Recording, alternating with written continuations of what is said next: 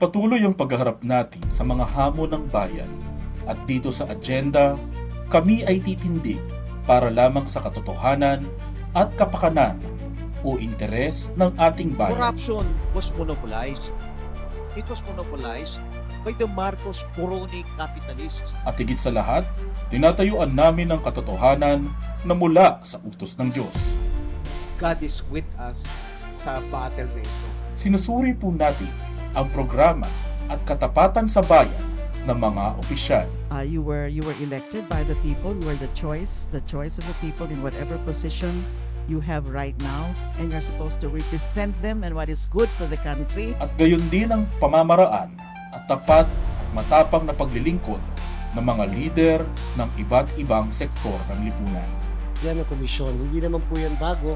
Hindi rin po yan yung mga insidente na ngayon lamang sumusulpot. Wala pong lugar dito ang fake news o disinformation na tunay na banta sa katotohanan ng ating karanasan bilang mga Pilipino. We must all continue to stay strong, healthy, safe, and truly free. Samahan niyo po kami sa patuloy naming pagsulong sa katotohanan ng pag-ibig at pangangalaga sa ating bayan at sa kinabukasan ng bawat Pilipino. Dito lamang sa agenda. Sa bansang madalas tamaan ng bagyo at matinding ulan, hindi na bago ang banta ng pagbaha. Sa kabila ng bilyong-bilyong pondo para sa mga flood control programs, mula sa pagpapalawak ng mga kanal at estero, modernisasyon ng pumping stations, hanggang sa pagtayo ng mga dike, nananatili pa rin ang tanong, gaano nga ba ka-epektibo ang mga programang ito sa kasalukuyan? May mga lugar na nakagbabawas ng pagbaha, ngunit marami pa rin ang nakikipagbuno sa parehong problema taon-taon. Baradong drainage, tambak na basura, at patuloy na pag-okupa sa mga gilid ng ilog at estero. Ilan lamang ito sa balakid na pumipigil sa ganap na tagumpay ng flood control projects. Sa harap ng lumalalang epekto ng climate change at mas malalakas na bagyong dumarating, sapat ba ang kasalukuyang mga hakbang o panahon na para sa mas matibay, mas mabilis, at mas pinagsamang solusyon? Ito ang tatalakayin natin ngayon sa The Agenda Forum.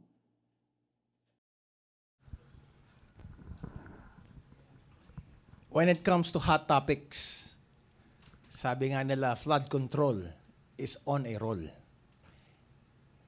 Has it been discussed before? I think so. Pinag-usapan noon, pinag-uusapan pa rin natin ngayon. Welcome to our episode of The Agenda at Club Filipino, brought to you by EFG Consulting in cooperation with Impact Publishing. I am your host, Attorney Fred Mison. And for our special episode today, we brought in a special co-host who used to be part of the Department of Education, the Presidential Communications Office, and currently a consultant of the local government of Quezon City, as well as an opinion writer for Philippine Star. Help me welcome Miss Pia Morato. Good morning.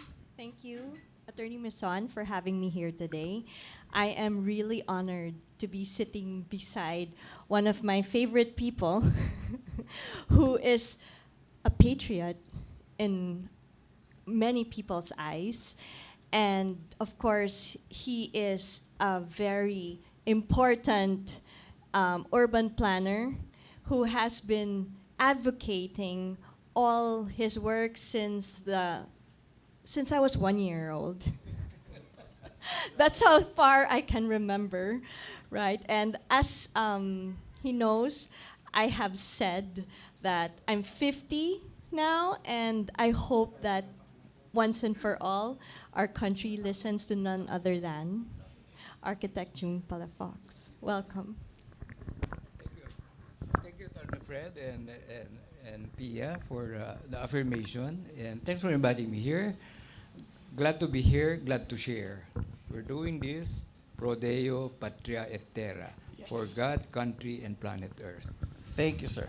But for the purpose of our listeners and viewers, ako, pag sinabing urban planning, it is synonymous to the name Palafox. And perhaps for the others, I will just say that architect June Palafox is a recipient of more than 200 awards. He's a fellow of the Chicago-based Council for Tall Buildings and Urban Habitat. He's an international associate of the American Institute of Architecture, American Planning Association, U.S. Green Building Council, and he has 6 doctorate honoris causa degrees. Medyo mabigat, Miss Pia, yung ating bisita. Sabi ko sa'yo eh. But at the same time, I think one of the more important, perhaps, highlights, ang naalala ko sa inyo at Architect June was how you did the planning and development of Dubai. I'll go straight to the point, sir. Is there hope for our Metro Manila to be somehow close to Dubai in our lifetime, sir? Yeah, there's hope for. Pero, yeah, explain it later. Dapat we do, before we address flood control, we look at the larger urban regional metropolitan planning, land use, transportation, demographics, then the different kinds of infrastructure planning, including flood control and drainage, like water, power, drainage, flood control, sewerage, solid waste, etc., parks and open spaces, the components of a city, of a community. And Dubai, you know, when I was working as team leader for the World Bank funded Metro Plan Manila and project officer of the UNDP funded Manila Bay Region Strategic Plan, it was in those projects that the leaders of Dubai discovered me. Sultan Khalifa came here to look for me and hired me to help plan Dubai, bring it to the first world in 15 years. They were able to do it. And people thought I was a political appointee. Kaya ako nagtrabaho sa government projects. I was paying back my full scholarship ko sa UP, funded by UNDP. So sa Dubai noon, I told the invitation na you have to wait 100 days. I have commitment to finish my projects with Philippine government. That's how I got to work in 40 countries after Dubai. Yeah. And I do remember in a message, because, you know, Architect June and I often speak, and last night was one of those nights where we were having some exchanges, and he was telling me that 40 countries actually he has worked with, but the Philippines is the most challenging. So maybe you can tell us more why, sir.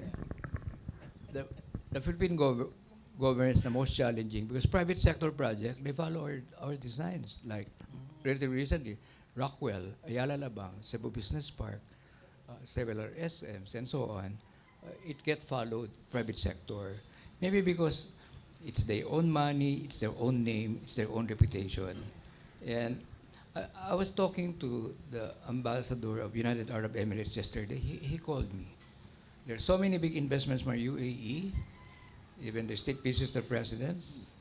And when they come here, they encounter corruption, red tape, and they don't even feel safe. Kaya even foreign ambassadors are asking me to help their compatriots when they come to invest here, to help navigate the processes here. Yeah. You said, Architect June, private sector follow. In other words, they adopt your plans and recommendations. Bakit kaya sa public sector, hindi yata napapakinggan si Architect Palafox? I try to know, like, we never had a project with MMDA. Nagko-compete kami, mas mura pa kami, ibang consultants na nanalo. Yeah. Even Department of Public Works, we never won a project. Hindi ko natatanungin, sir, bakit kaya? Alam niyo siguro. But Let's get the white elephant out of the room, yeah. right? You know, we can be a first world country, number 16th in the world, if only we address corruption towards good governance, criminality towards better peace and order, climate change, protecting and enhancing the environment, inequality, poverty alleviation, job creation, infrastructure. We're so behind. Mga naplano natin noon, mid-70s, hindi pa na-implement hanggang ngayon. And investments. We need foreign direct investments para we can be first world country. And numbers, so 3 C's and 4 I's. Number 4, I hope hindi magagalit iba sa akin, incompetence. Sometimes incompetence is more expensive than corruption. Sir, I heard that aside from working in 40 countries, you have somehow been part of several administrations in your capacity as consultant. Parang panahon pa yata po ni President Marcos Sr. Tama po ba yun, sir? Opo, because of I had to pay back my full scholarship sa UP. I had to work for a government project at least 2 years. I was so fortunate, assigned to me were foreign funded projects. Like Metropolitan Manila, World Bank funded, UNDP funded, Manila Bay Region. Not direct my project, but also the USAID funded Mangaan Floodway, Parañaque Spillway, hanggang ngayon wala pa. And dapat ngayon, like I can describe what happened during Ondoy, and some people even blame God for Ondoy. And I said that time, it's not an act of God, but sin of omission of men and women running our country. And I cited the many projects that were put forward in the mid-70s, not yet implemented. Suffering from maybe corruption, you know that, and analysis paralysis, incompetence, and the success of cities and countries like Dubai and Singapore, they have visionary leadership with strong political will, good appreciation of good urban planning, good design like architecture, engineering, and excellent management. And they're also, 10% of our mayors are very good. Only 10% of our Yeah. mayors in Metro Manila or nationwide? Nationwide. Kasi Nationwide. the projects that we've been winning, no corruption, no red tape. Maybe I can share with the media which are these. And I tell them, like, we can address our challenges, we know the solution. We can be, should be, first world country by 2040, first world economy by 2050. We've been putting forward recommendations. Agency na walang corruption, Department of Transportation. Yeah. Tapos yung mga Ilocos Norte, Ilocos Sur, within that, Bulacan, Batangas City, Pampanga, Metro Davao. Mga projects namin doon, no corruption. Clark Development Corporation, no red tape, no corruption. Clark International Airport Corporation, no red tape, no corruption. Kaya pwede rin. And fighting corruption, I entrap a BIR examiner for extortion, 7 years in prison. Then, It can really it happen. can be, yeah. Pero in this area, sir, lumalabas, is it a factor of leadership talaga? That's why these areas are like no red tape and Yeah. then no corruption? Leadership ho and citizenship.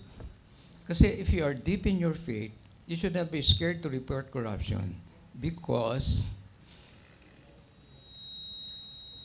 I'm a former seminarian ako, SVD. Our German mentors told us, if you see something wrong, you do nothing, it's like a sin of omission.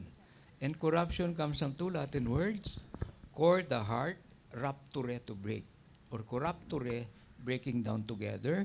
So we are a broken-hearted nation, breaking down together as a country. And if you fight corruption, it's a corporal work of mercy. Because the worst sufferers of corruption are the poorest of the poor. So we're helping the poorest of the poor by fighting corruption.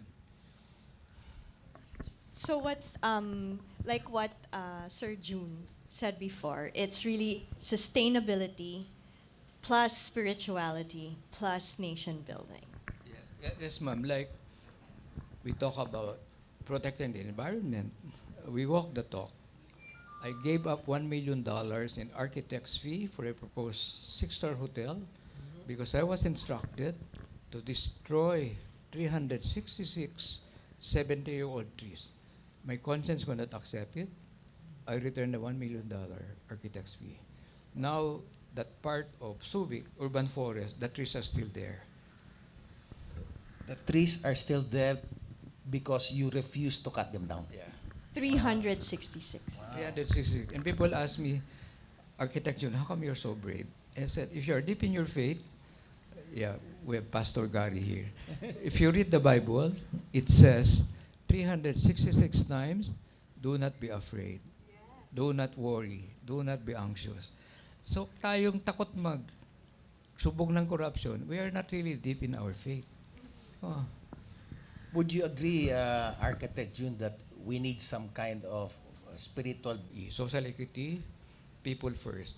Then the environment, planet Earth. We know that. Then prosperity, economic goals, and profits. Without forgetting culture, history, and heritage, and interfaith spirituality. Those are our guiding principles: urban planning, master planning, engineering works. And we added there visionary. And thanks to Asian Development Bank and NEDA, I was hired by ADB to help in the preparation of the Philippine Development Plan 2023 to 2028. My assignment was seamless connectivity. So I shared there are more than 30 modes of transportation. We have less than 10. There are more than 20 kinds of infrastructure. We have less than 10. There are 18 kinds of tourism. I think we have less than 10. And I commented, how come our development planning in our country is electoral calendar, short-term and opportunistic, not long-term and visionary? So at Palafox now, one of our advocacy now is Philippines 2050, well into 2100, postcards from the future. We take pictures of the uglification of our cities,